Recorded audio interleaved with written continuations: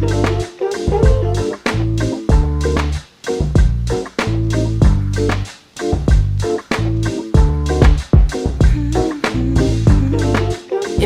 yeah, yeah, yeah, yeah, yeah, yeah, yeah. I run my fingers through her hair as she smiles and says that she loves me. Isn't it lovely when the one who loves things is the one who loving? I'm not sure that going to an elite university is the path to prosperity. It is actually going as high as your character, your grit, and your talent will take you. That means whether you go to Harvard, Charleston Southern, or whether you want to be a plumber or a welder, you too can experience your version of the American dream. I'm running for president because I know America can do for anyone what she has done for me. That was Tim Scott. And like Dr. Carr said, that broken clock can be right twice. It can be. He is a broken ass clock, as is Clarence Thomas.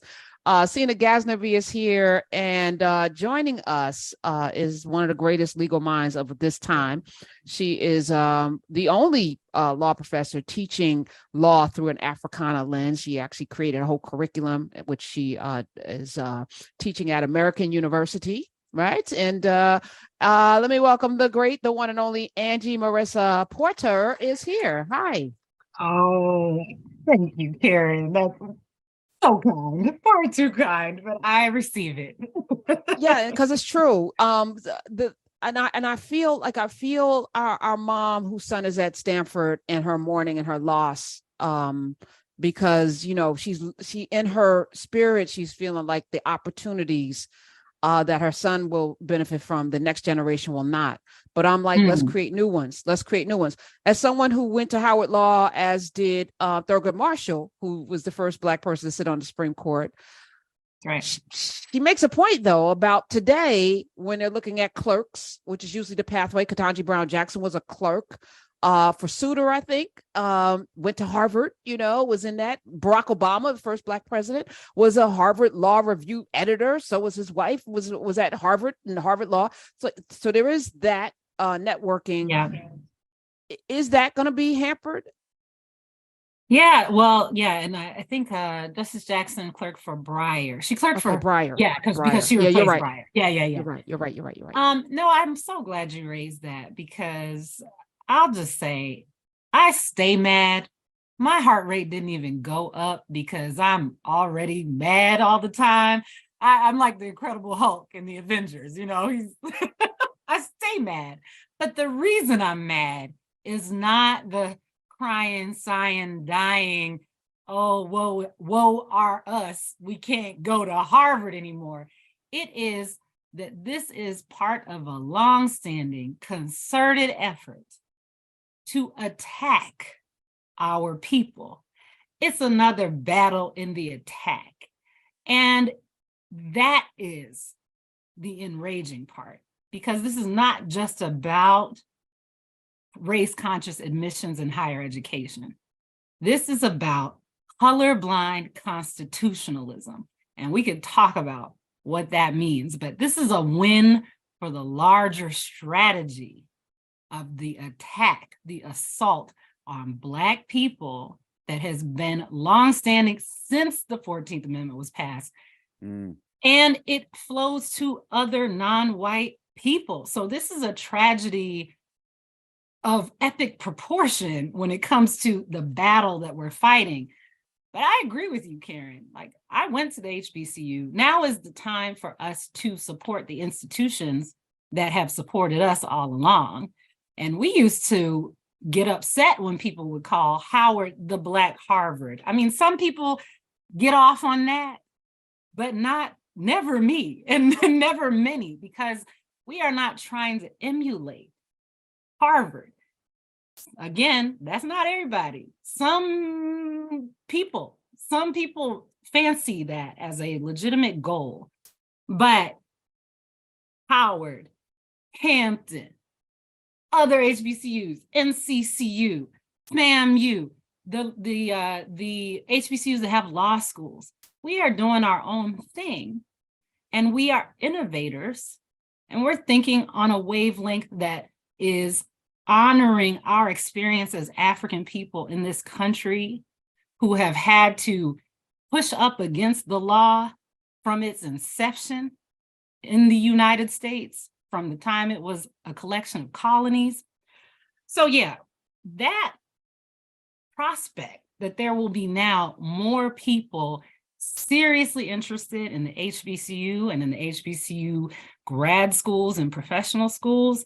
I mean, that's what we need to be doing anyway. But this is an assault on our people, telling us you can't go here and trying to drag us back. I think Mike Pence said something like, this is a great step back toward an America where you're not judged by the race, your race, but the content of your character. The man said a great step back.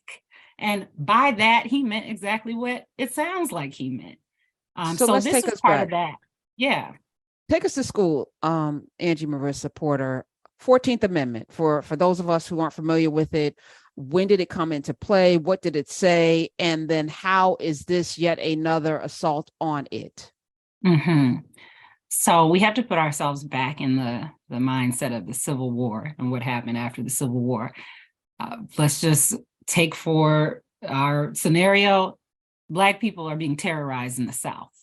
Okay, the Southern states are not yet back in the Union. They have to do certain things to get back, but they have sent federal troops to the South to help protect Black people at this point.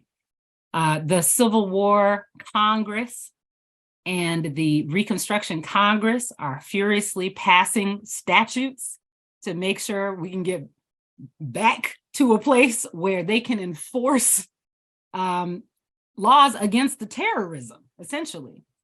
And so they passed civil rights acts to make sure that, the Klan can be prosecuted, for example, the Ku Klux Klan. They passed a series of laws, and at one point they think, the president is going to veto this, so we need to amend the Constitution. The 14th Amendment is passed in 1868. So that amendment has several clauses. One of them is the Equal Protection Clause, basically saying everybody is entitled to equal protection under the law. In that moment, they are specifically thinking about Black people, making sure that Black people are protected in the South, especially. That's not in the text of the amendment, but of course, all amendments are drafted broadly so that you don't need to, include all the specifics in there, and they can expand and be applicable across the eras. So that's the 14th Amendment. We then get to segregated society. Plessy versus Ferguson is the famous case in 1896, where separate but equal is enshrined in law. So Jim Crow is the prevailing way of life for a long time. We get up to the 1950s, Brown versus Board of Education comes out, and that overrules Plessy. Now, in Plessy, one of the justices dissented. This is Justice Harlan. And when you dissent, that means you disagree with the majority opinion. So most people agree that Plessy, which said separate but equal is okay, was one of the worst opinions that any Supreme Court issued in the history of the country. So if you were dissenting, that means you were good. So Justice Harlan is dissenting. He's a white guy back then, so he's thinking in the period of his time, and he's like, the Constitution is colorblind. That's part of his dissent. The Constitution is colorblind. Therefore, separate but equal shouldn't be the law. Well, Justice Thomas today and all the conservative justices, they like to hang their hat on Justice Harlan saying the Constitution is colorblind. Now, that man was just trying to do the right thing back then. And suddenly a whole constitutional movement is based on that. But it's disingenuous. They like to hide behind Plessy. But what they're essentially saying is you shouldn't be able to consider race for anything, not even to help counteract racism. But that doesn't make any sense. even a child could sit and tell you that doesn't make any sense. It's nonsense. But there's been this concerted effort since Brown to dismantle this notion that you can help people by considering race. You can create benefits to, remedy past discrimination. Now, the reason I'm like Incredible Hulk today is because this has been a long-standing effort, and there's no surprise today. We lost in the 70s with the Bakke case, Regents of the University of California versus Bakke. That was 1978. Yeah. In Bakke, which was not a majority decision, it gets kind of complicated, but there were 6 opinions issued in that decision, which is a totally normal thing, but it basically means that decision doesn't have a lot of weight. In that decision, Justice Powell said, hey, you can't have quotas in university admissions based on race, but also the interest that you can pursue with race-conscious admissions is diversity. It is not remedying past discrimination. Yeah. So that was the big loss.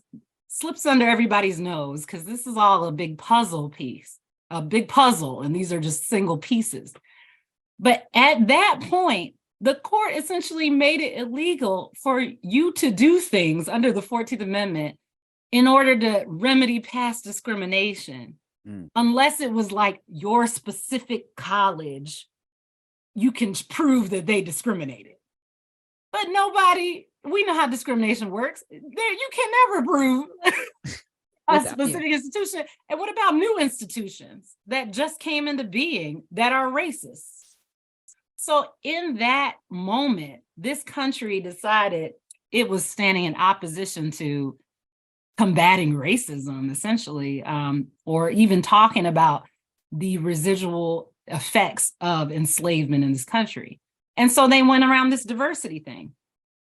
Bring it up to 2003, Grutter versus Bollinger, Michigan case. Justice O'Connor writes the opinion. And, she's considered like semi-liberal justice, but we have a lot of critiques for her in that opinion. In that case, they're again thinking about race-conscious admissions. She says, okay, diversity, you can pursue that. The benefits that flow from diversity. Okay, so race-conscious admissions, we can promote diversity. So all the DEI stuff that we know about these days, it sort of evolves from this moment of diversity is legitimate, institutions can pursue it. But she put a ticking time bomb in that opinion. And she said, in 25 years, these measures should not be necessary. We should be in a better place 25 years from now. That's 2003. So 25 years from then is 2028. Plenty of time. Plenty of time. We can turn this around. Out for you. We can turn this around. Got 5 years. After hundreds of years, plenty of time. That was arbitrary. It was based on nothing. From the moment she wrote that, people were criticizing it. And today the court said, hey, it's been 20 years. Right, it's time. we had 20, so we're good. Angie Marissa Porter, American U professor, teaches law through an Africana lens. What's the gain? What's the game? You said it's a big puzzle. When all of the pieces are in place, what do we expect to happen? And then how do we combat it? Well, I'll say in the immediate future, there is this legal result that happened today. And then there's the practical result. Past is prelude. When Grutter came out, everybody, and when I say everybody, I don't mean higher education only. I mean hiring committees, recruiting committees in the private sector. Everybody rallied around Harvard's admissions model as the model, the gold standard for how you evaluate people, essentially. So if you're listening and you've ever sat on a hiring committee, you probably know that. You probably feel that. There's an industry standard to hiring and not being biased and promoting diversity. That really came from that moment. So when folks talk about this decision today impacting culture and society, that's what they mean. They're talking about the practical effect. So this decision, yes, legally applies to higher education institutions, public and private, by the way, higher ed institutions. But as a practical matter, it applies to every hiring committee you're going to see, because they're reading this right now.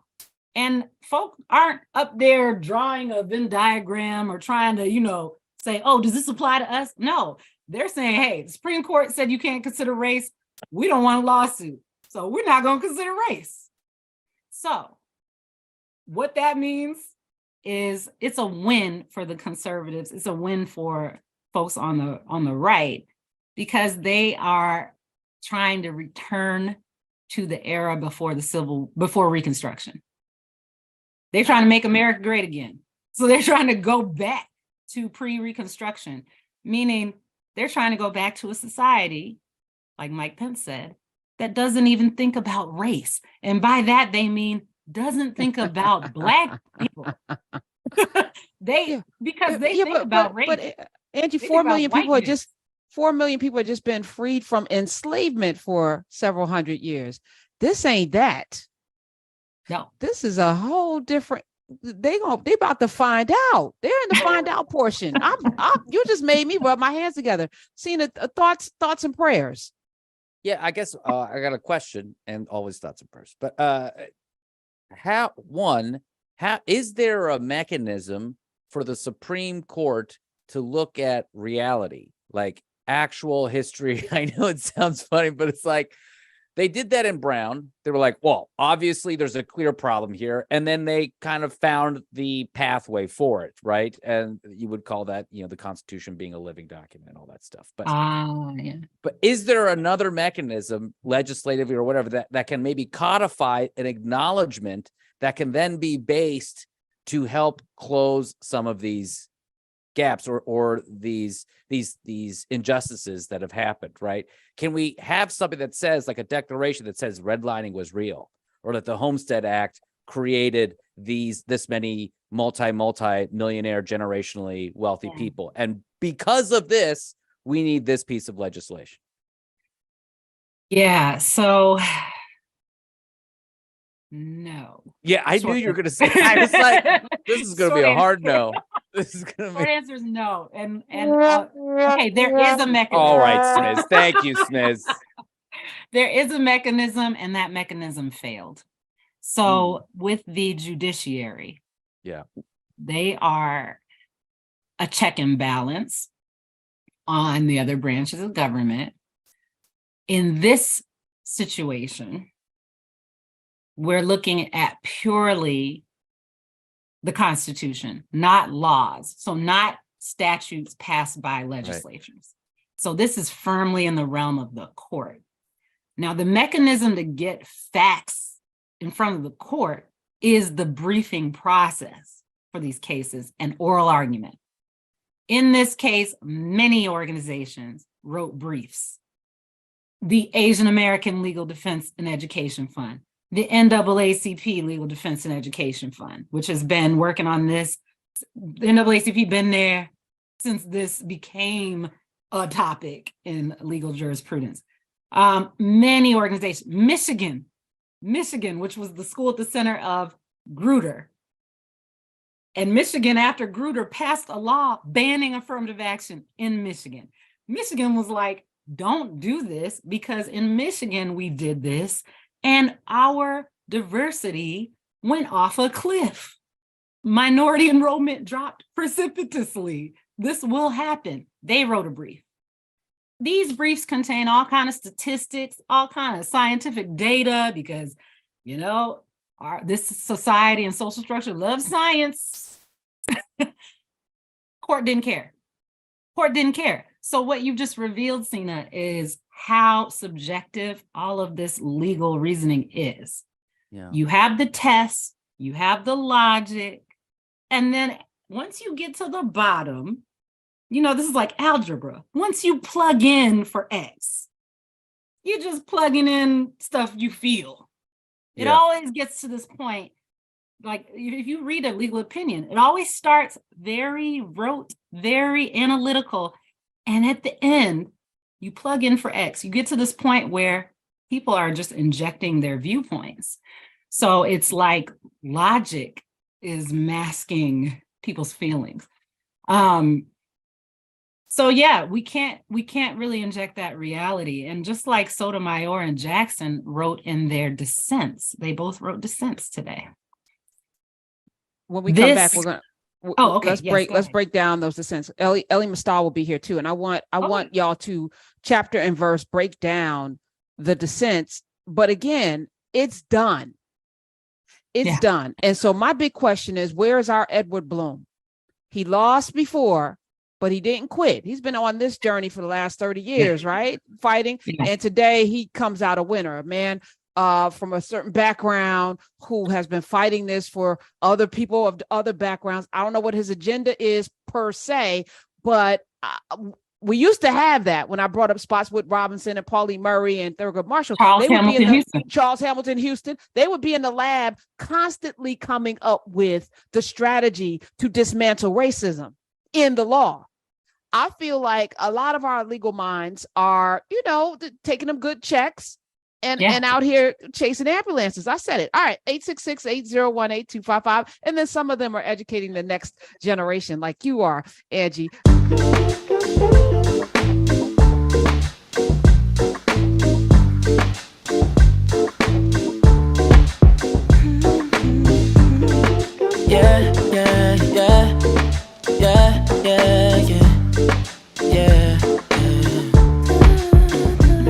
I run my fingers through her hair as she smiles and says that she loves me.